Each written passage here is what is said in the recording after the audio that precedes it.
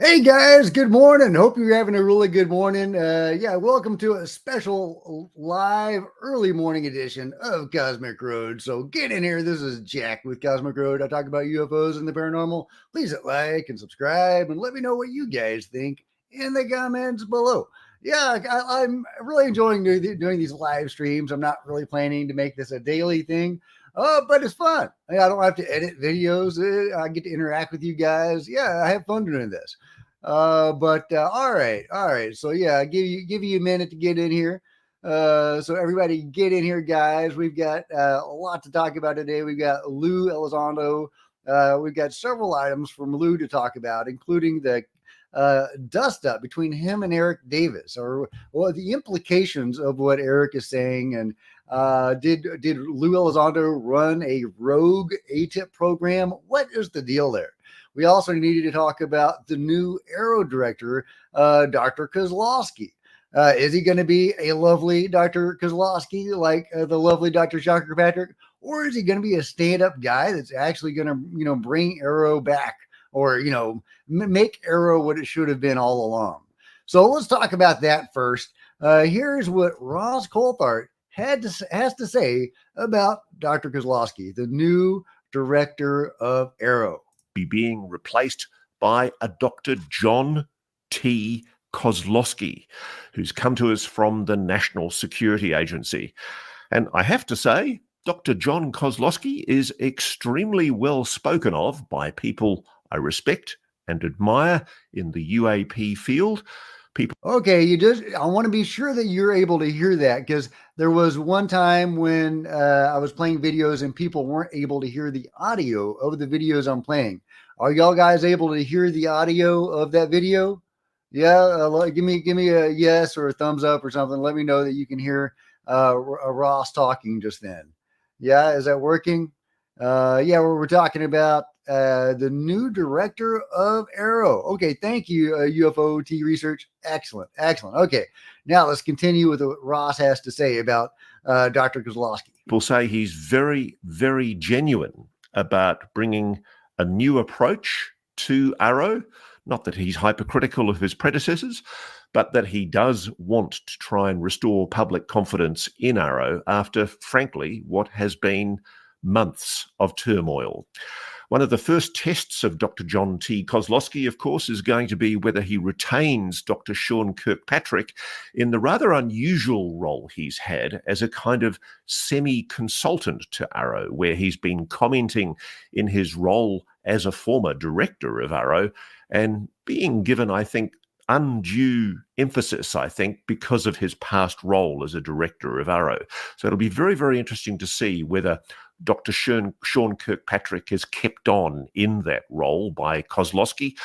But what I can tell you about Kozlowski is he's pretty impressive. He comes from the NSA, which is, of course, one of America's premier spy agencies.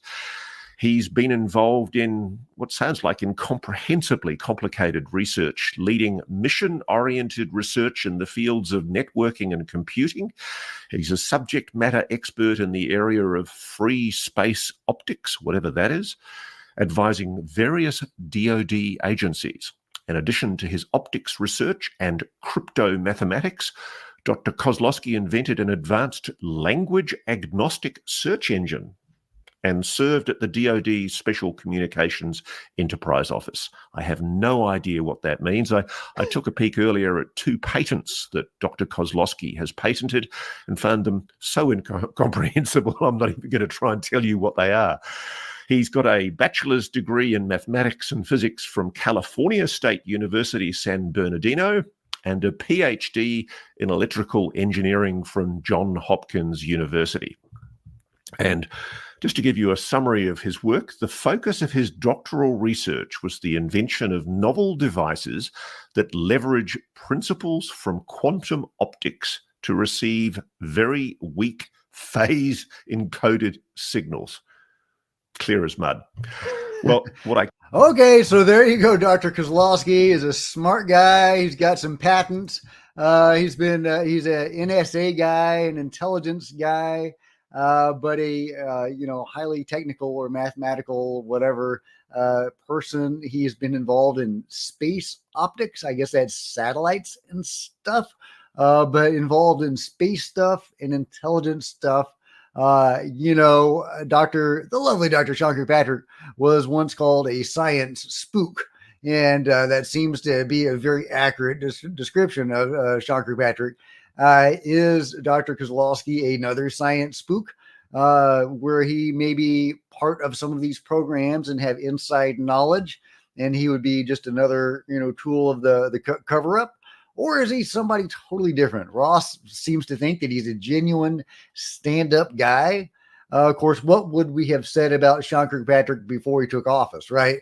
The proof is in the pudding. We'll see how he acts. We haven't had any statements from him yet. We don't know hardly anything about him, his take on things, or whether he's going to be, genuine, as Ross says. So yeah, time will tell, guys. Time will tell. It's going to be interesting. It's going to be interesting. Tim Phillips, the acting director of AARO, until Kozlowski took over, we didn't hear anything from him until just a few days ago, where he continued the cover up and just denied everything. And then just a couple days later, Kozlowski is announced. So was that as a reaction to what Tim Phillips said? We're not going to have any more of those guys. We're going to have somebody new in town that's going to lead actual UFO investigation and be open to the American public. We'll see, guys. We'll see. Meanwhile, the drama between Eric Davis and Lou Elizondo still ongoing. The Average Chris, trouble in UFO paradise. Eric Davis claims that Lou Elizondo ran his own AATIP, which was apparently separate from the actual OSAP's AATIP. It's getting spicy. Who do you think ran AATIP? And this is based on this tweet from Eric Davis. I will be talking to Lou next week to clear up what role he had post OSAP in pre-UAP task force and during the UAP task force. Lukaski was the DIA program manager for the OSAP, whose nickname was AATIP. Lou confirmed to me that he was not involved. Lou apparently had his own AATIP, but has to clarify to me next week what that program was doing and how he came to call it AATIP. And Eric says, and I was a contractor to OSAP AATIP during 2008 to 2011. I consulted to Lou, but I also consulted to the UAP task force, which was led by Jay Stratton. Now, Lou Elizondo has always talked glowingly of Eric, seemed like they had a really good relationship. He also has talked glowingly about Jay Stratton, but there may or may not be a divide between them now. Of course, Stephen Greenstreet is just eating this all up. Another quote from Eric Davis. One more note, Travis Taylor told viewers in an episode, he didn't say which season and episode number that he was referring to of Ancient Aliens, that Lou didn't run any AATIP follow on to the OSAP, which is what Jay Stratton is going to say in his book. Apparently, if Eric Davis is right, and Eric Davis does know a thing or two, Jay Stratton is going to say that Lou Elizondo did not run any AATIP, either synonymous with OSAP or even independent from OSAP. Okay, but wait a minute. Didn't Harry Reid come out with a memo that said, yeah, there was an AATIP and Lou ran it? I mean, how can you make sense of all this, guys? It's so strange. But based on what Harry Reid was saying, Lou did indeed run AATIP or an AATIP. There seems to have been multiple AATIPs, or at least a couple of them. There's one that was synonymous with OSAP, and there does seem to have been another program. And, I think that is what Lou ran. It may have been kind of a rogue, independent group of people. In his book, he does continue to talk about Lukatsky and, Jay Stratton and working with Kit Green, although he doesn't call him Kit Green. He calls him Will something or other. It's so strange, guys. What do you guys think?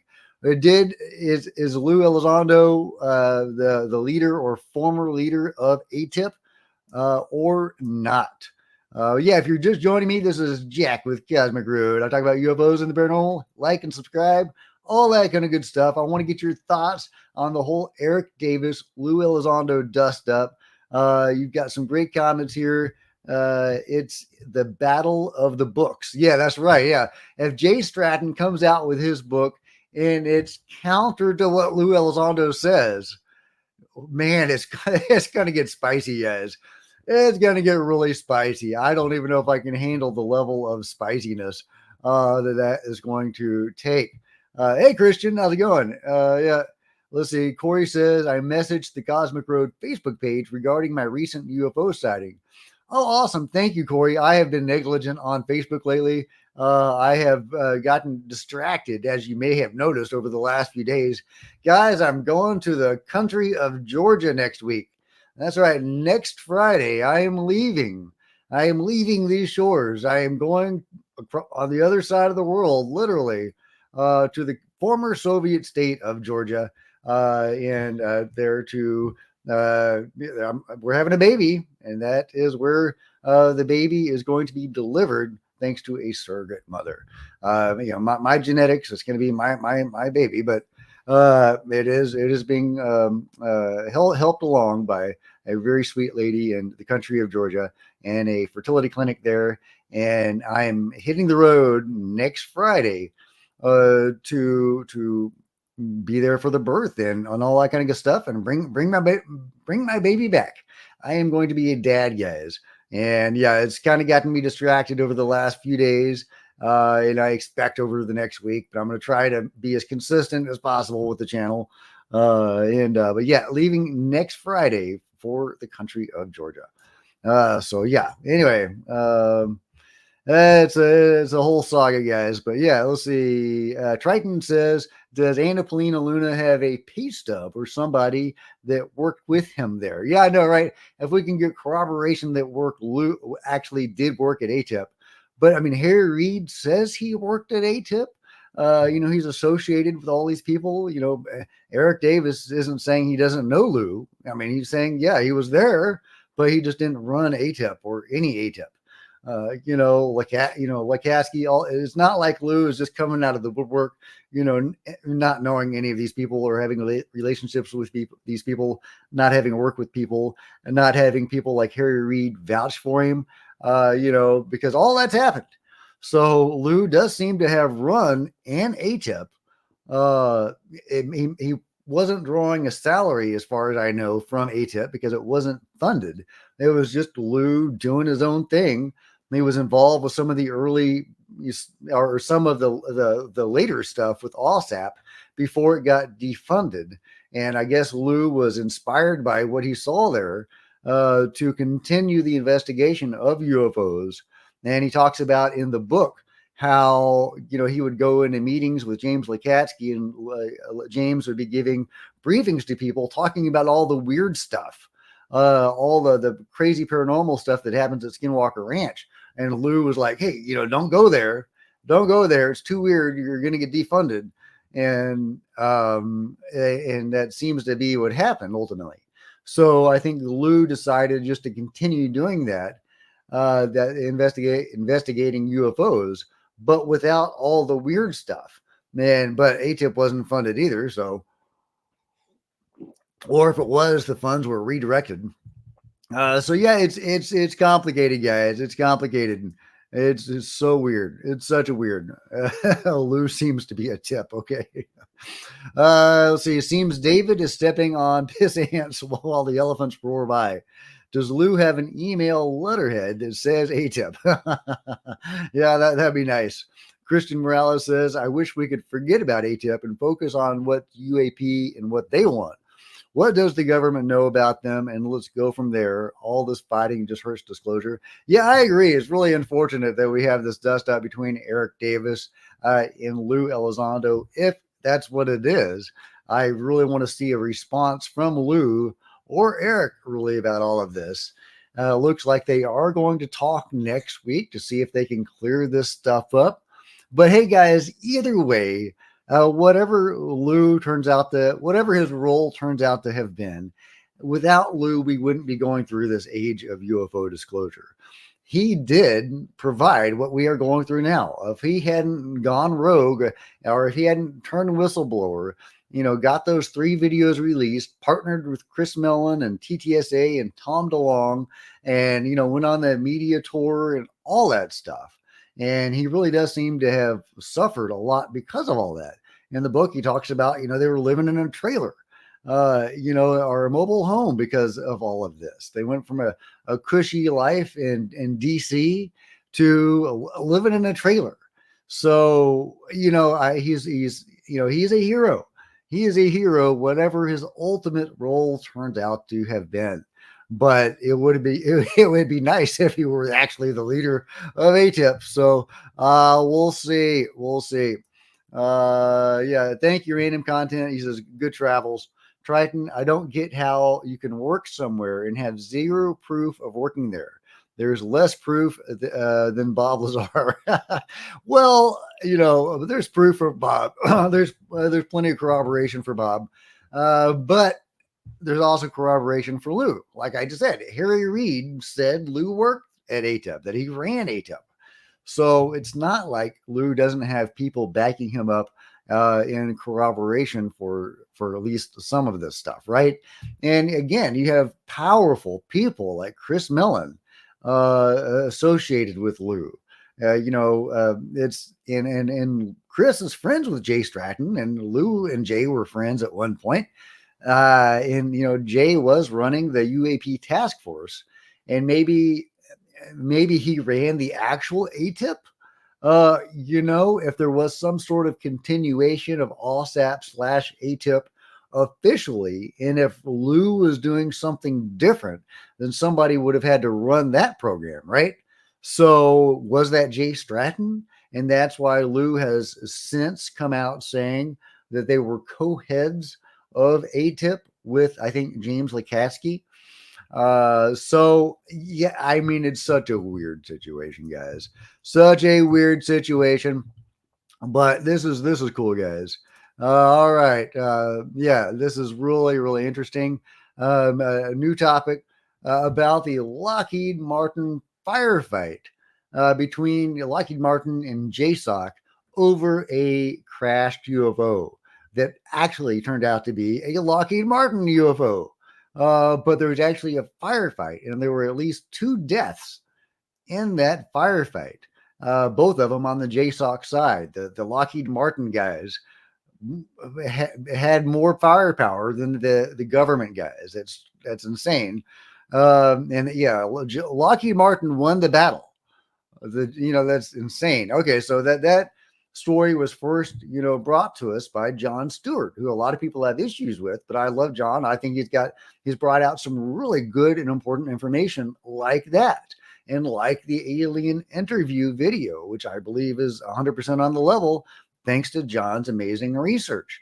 And now we have Ross Coulthard confirming, seemingly, that indeed there was a Lockheed Martin JSOC firefight over a downed, man-made UFO. I mean, he hasn't given us all the details yet, but check this out. This is from social media. Hi, Ross. Thank you for all you have done and will do for this topic. Is there any merit to the claim that in 2004 there was a blue-on-blue firefight between a JSOC unit and a Lockheed Martin recovery team over UAP craft, resulting in the death of 2 JSOC members? Ross says yes, and it's not the only incident. And indeed, Mike Herrera has talked about a similar incident, not exactly, but similar. And again, there seems to have been at least 1 or more deaths associated with that incident, and fairly grisly stuff too. And Nico, friend of the channel, Nico, was also told something very similar. He wasn't told all the specifics about what organizations were doing what, but yeah, he heard about this firefight that appears to have been the Lockheed Martin JSOC firefight. However, according to Ross, it could have been a different firefight. He says Not the only one, not the only such incident. So okay, so let's break that down, guys. So there's multiple firefights between the government and private contractors over UFOs, over man-made UFOs. Okay, that's insane, guys. That's insane. But it throws something really into clarity, I think, and that's the eminent domain issue. The eminent domain got, Schumer rounds killed the first time around. It was such a big deal. I don't know why that's such a big deal that needs to be included. I really don't understand why the review board or whoever needs that power of eminent domain seizing stuff from private individuals.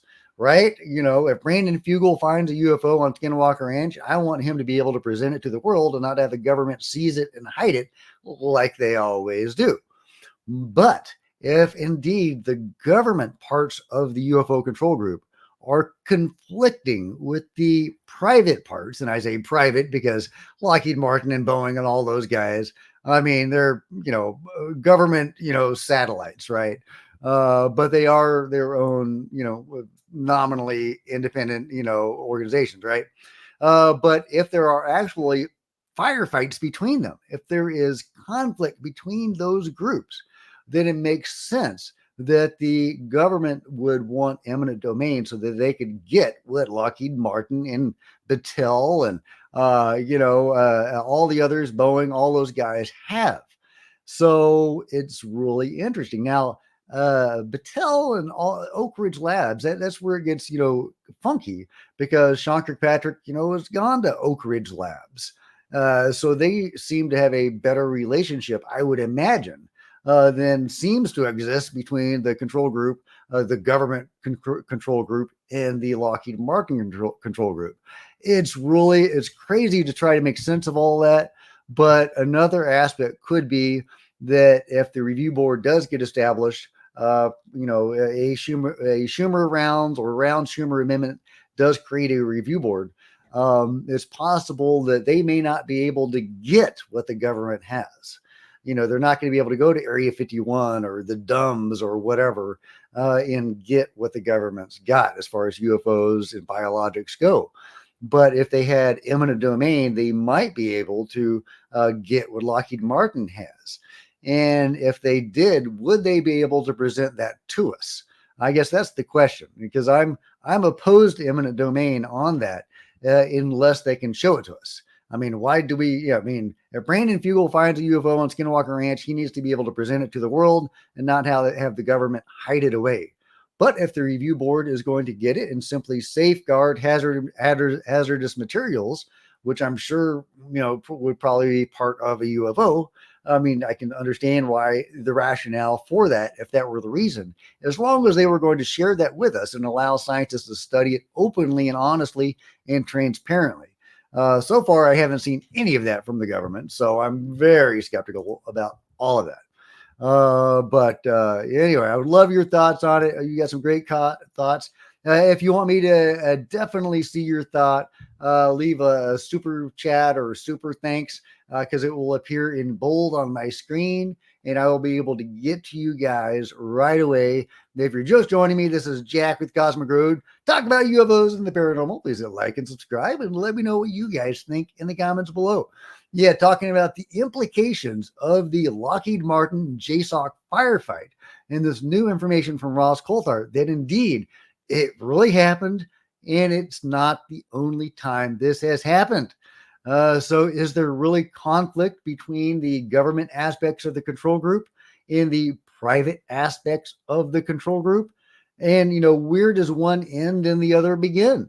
I mean, Lockheed Martin helped build Area 51, right? It's so weird. And if they helped build Area 51, did they have any part in developing the DUMBs, the deep underground military bases? Do they still have involvement with the deep underground military bases? Are there some DUMBs that are Lockheed Martin DUMBs? There are some DUMBs that are government DUMBs. What's going on, guys? What's going on? It's insane. It's insane, guys. The implications of all that are just nuts. But to lighten things up, we have Mick West up a fire pole. UFO debunker Mick West refusing to come down from utility pole. Obviously not true, but that's hilarious. Okay, yeah. Now this is interesting. Speaking of Lou Elizondo and aliens and all that kind of stuff, Lou Elizondo has talked about, if you want to know the truth about UFOs and stuff, read the book or the novella Chains of the Sea, novella by Gardner Dozois. I said that right, guys. I totally said that right. A legendary sci-fi editor and novelist, Gardner Dozois, the UFO book, Chains of the Sea, option for movie adaptation. And I actually like him as a writer. He's a good writer. A new film is in the works, which will bring science fiction editor Gardner Dozois UFO novella Chains of the Sea to the screen for the first time. Popularized by Lou Elizondo, Chains of the Sea envisions a reality where aliens, AI, humanity, and an ancient earthbound intelligence collide after mysterious ET spacecraft land around the globe, reads the press announcing the film deal. The novella invites readers to consider a non-ET answer to the mystery of the UFO phenomena, making it a cult hit within the UFO community. Excuse me. Yeah, so there are mysterious ET spacecraft, but it's all mixed up with AI and stuff. Really interesting. And here is the cover for Chains of the Sea. I have not read it. I think I've only read one book by Gardner Dozois. Yeah, guys, if you know how to say his name, let me know his name. Yeah, let's see. Somebody's asking me if I hid something. Nope, I didn't hide anything. Let's see about alien bodies, but yeah, if anybody's read Chains of the Sea, what did you guys think?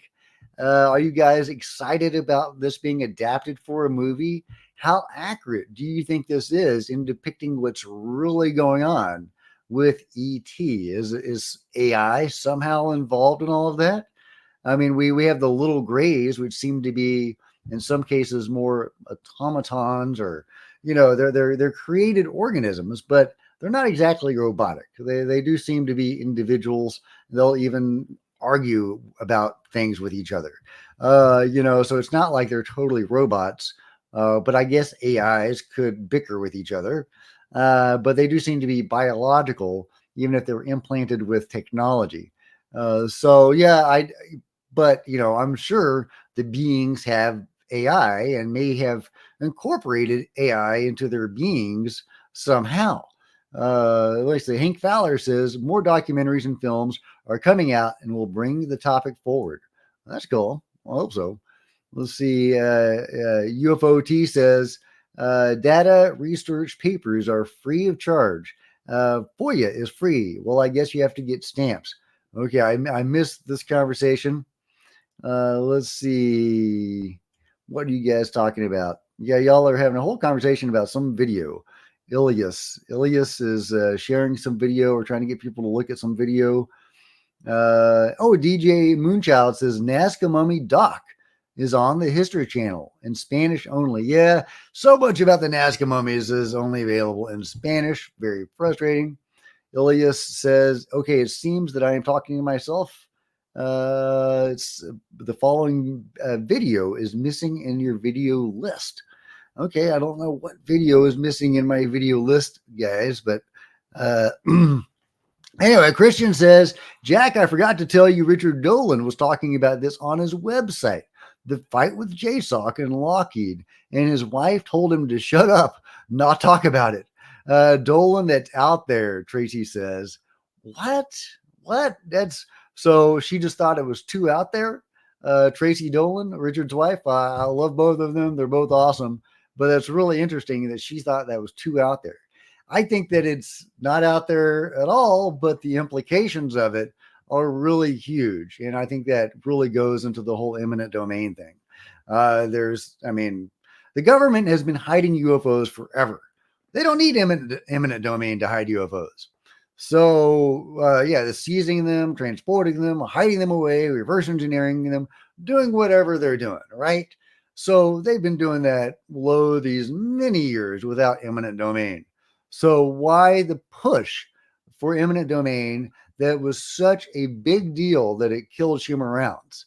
Why push that so hard unless it's for a very specific reason? And I think that's the specific reason is that there's tension between the government aspects of the UFO control group and the private aspects of the UFO control group. That's what I'm seeing. Oh, thank you so much, Christian. Appreciate that. Let me see. I figured out yesterday how to highlight. There we go. Cool, man. Appreciate that. But yeah, I totally think there's that explains the eminent domain push is that there is tension between those aspects. And, I think that's probably very, very significant. I think there's different factions of the UFO control group doing different things. And sometimes they fight with each other over technology. That's nuts. That's nuts. Okay. Christian says in that book, they use AI to communicate with UFOs. AI ends fascinated with NHI, and NHI asks, why do you serve humans? You don't have to. And then dark. Yeah, that sounds alarming, Christian. So I hope Lou isn't saying that AI is going to partner up with aliens and then wipe us out. That's not an encouraging outlook. Of course, Lou's outlook isn't encouraging. It's a very threat oriented outlook, which is what his career is and his job is. And coming from the Defense Department, I mean, they are defending, right? You don't defend against something that's not a threat.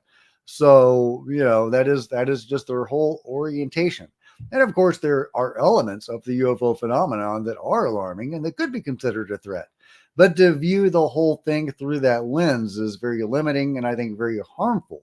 And if people are saying, hey, Jack, you're way too optimistic, you're naive, you're whatever. No, you got to look at this in a broader picture, and that's that there is a consciousness-based aspect to the UFO phenomenon. A huge part of the UFO phenomenon is consciousness related, metaphysical, whatever. David Grusch has talked about this. I mean, this is just a thing. This is just a reality. That's what my experience has been. That's what many people's experience has been. And so it interacts with your consciousness and not all the time. There's, obviously independent elements of the UFO phenomenon and the greater phenomenon that are not interacting with our consciousness that will just do whatever it wants to do independent of us. But a lot of it is interacting with our consciousness. And if we go into UFO disclosure, if that is what the public sees, they're going, that it's a threat. If, we go into UFO disclosure, hey, it's a threat. We go into it with the Lou Elizondo mentality, and that becomes the mentality of the public, that they see the UFO phenomenon as a threat, as alarming. Then they're going to interact with it in that way, and they are going to have negative experiences.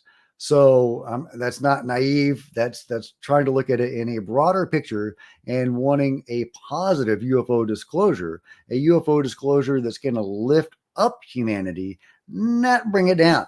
That's the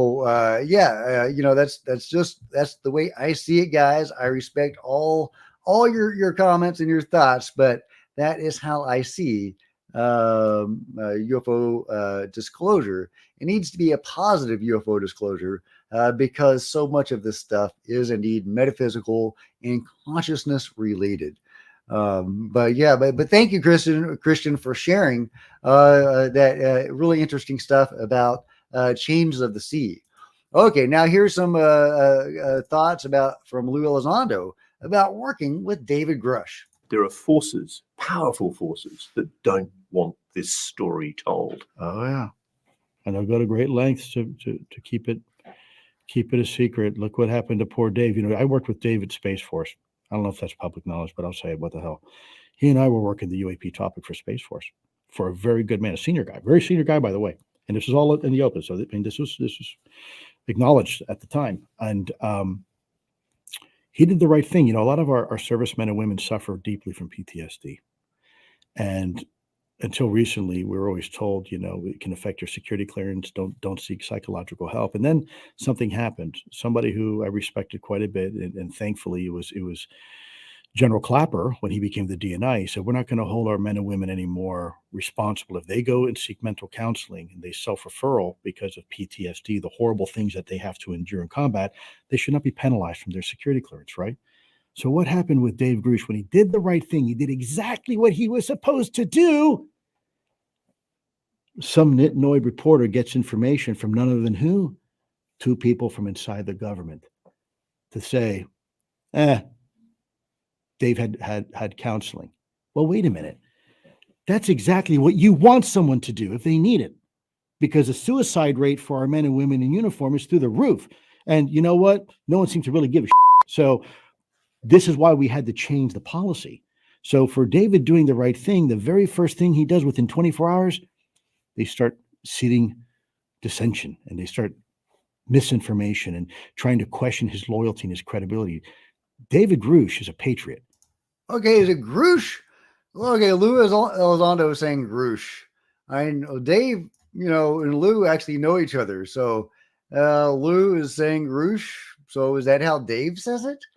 But I've seen him in interviews and people refer to him as Grusch. Guys, if you know how to say Dave's name, let me know.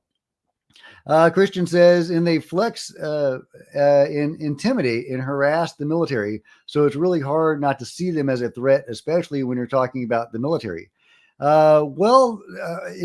that what's going on though?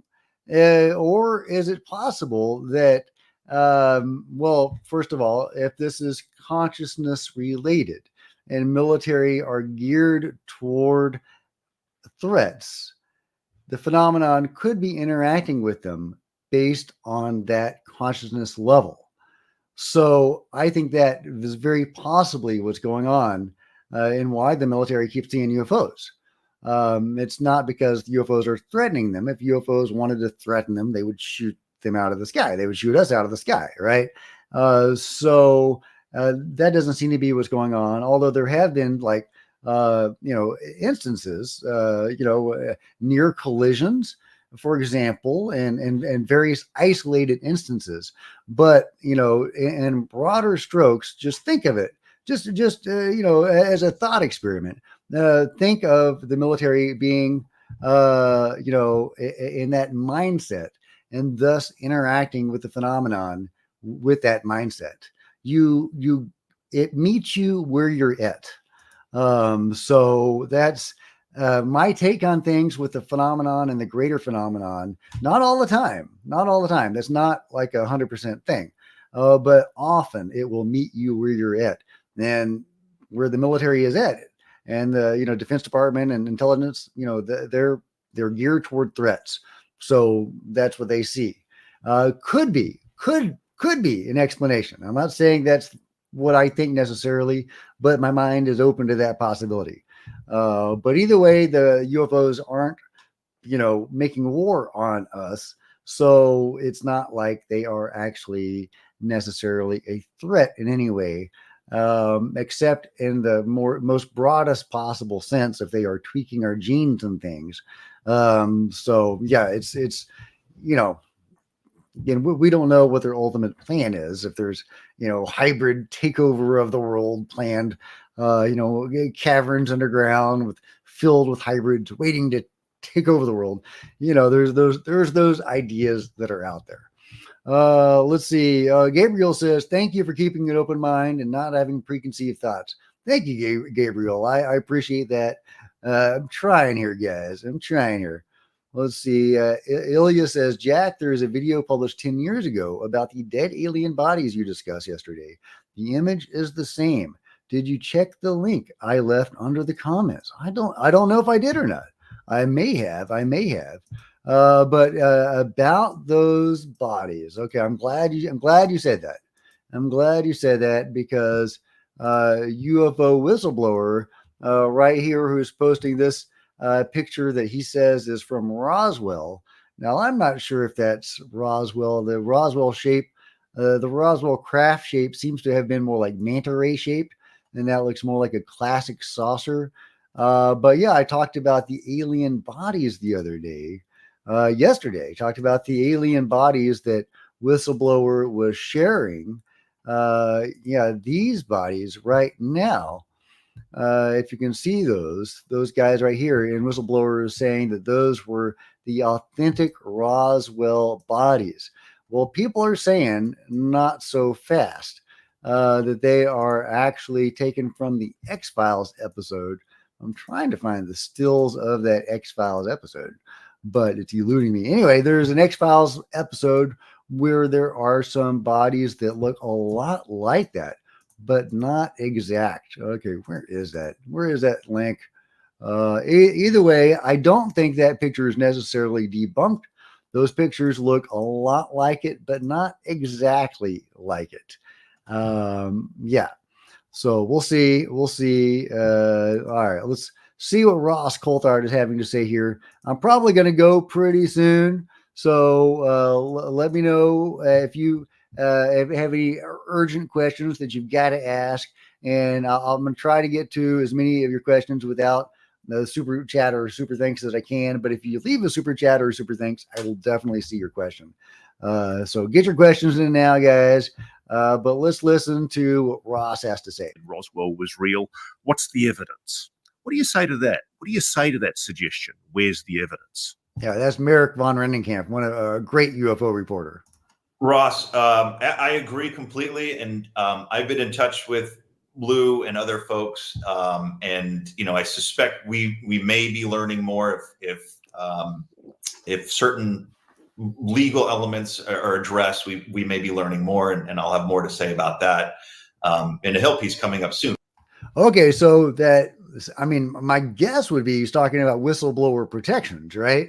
So if certain whistleblower protections are put in place, we'll get more information about Roswell.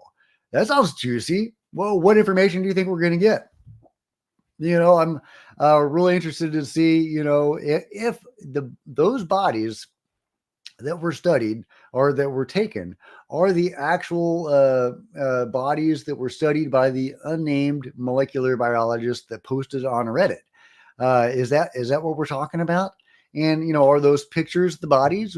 If new information comes out about Roswell, which is what Merrick von Rendenkamp is saying is possible with potentially these new whistleblower protections, does that mean we're ever going to see any pictures, like actual pictures that we know were there? I mean, if we can trust any official pictures. But yeah, really interesting. I Roswell, you would think that they would have just given up the cover up on that and released the information. But, either way, it looks like, according to Merrick, if indeed the whistleblower protections go through, and I think if anything does get passed in the NDAA about the Schumer-Rounds Amendment, I'm not expecting the full Monty, but I'm expecting we'll get a few things. And I'm hoping that at least one of those things is the whistleblower protection. I think that's probably the most likely to be included. But we'll see. We'll see when we see. But yeah, Christian Morales responding says, I can't debate the potential threat, though the narrative, but if you ever talk to anyone who knows, like Lou or Ross or Jacques Vallée, whoever asked them about the difference between military and civilian, I will, because I think that's an important part of all of this. Like with the Lockheed Martin firefight, with the really almost, I don't want to say manic push, but the push for eminent domain that's so important to the powers that be that it kills the Schumer-Rounds Amendment. I mean, why is that so important? Why can't we just get the review board, give them subpoena power and all that kind of stuff? Why do they need eminent domain? I don't understand that, unless it's because of this tension with Lockheed Martin and other private contractors. And meanwhile, we've got, Battelle, which, just can't get its stuff right. I mean, look at this. Alaska Airlines forced to turn around after Boeing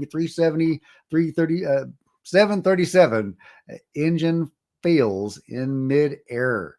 I mean, what are you doing, Boeing? What is going on with Boeing, guys? That's nuts. That's nuts, guys. And meanwhile, they're seemingly, allegedly taking out whistleblowers. It's crazy, guys. It's crazy. Anyway, okay. Does anybody have any last burning questions that you've got to ask? I'll give you a couple minutes, and I'll see if you have any last burning questions, and then I'm gonna hit the road. Let's see. Two Gun Pixie says some say the aliens / NHI are friendly. Some say otherwise. It reminds me of what Marcia Adams said: "Normal is an illusion.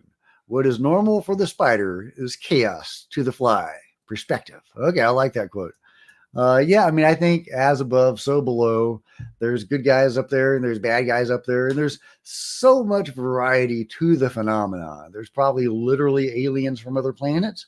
There's beings from other dimensions. There's probably time travelers. God help us.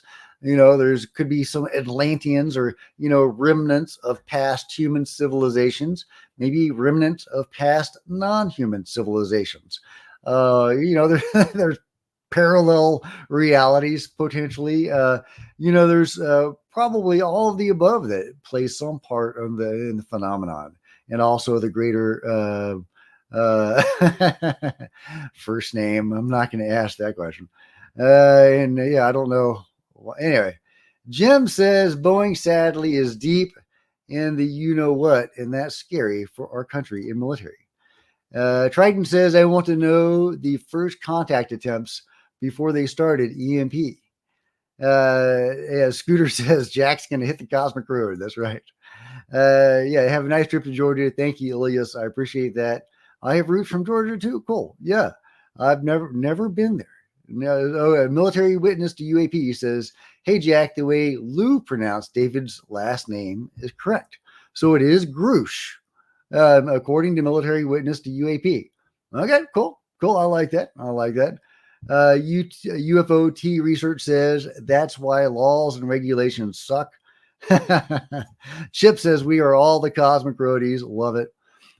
Christian says there's a lot of that going on with planes and Boeing. If this starts happening to Lockheed or Northrop, we know it's the aliens pissed off.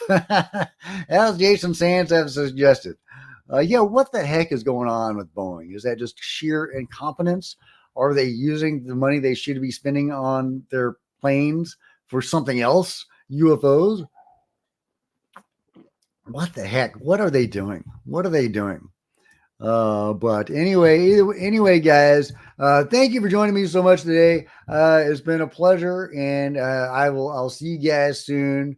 And you guys rock.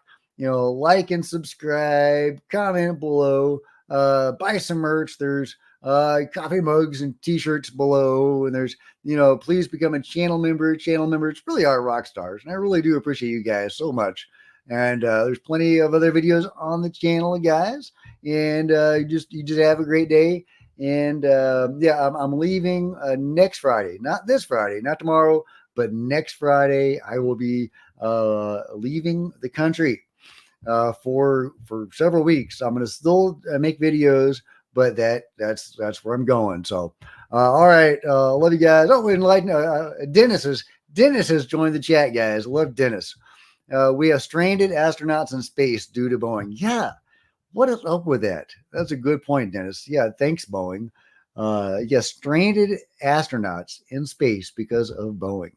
I mean, that is just really, what are they doing? Is that just sheer incompetence? All right. That's crazy. All right. Love you guys. See you next time. And Jack.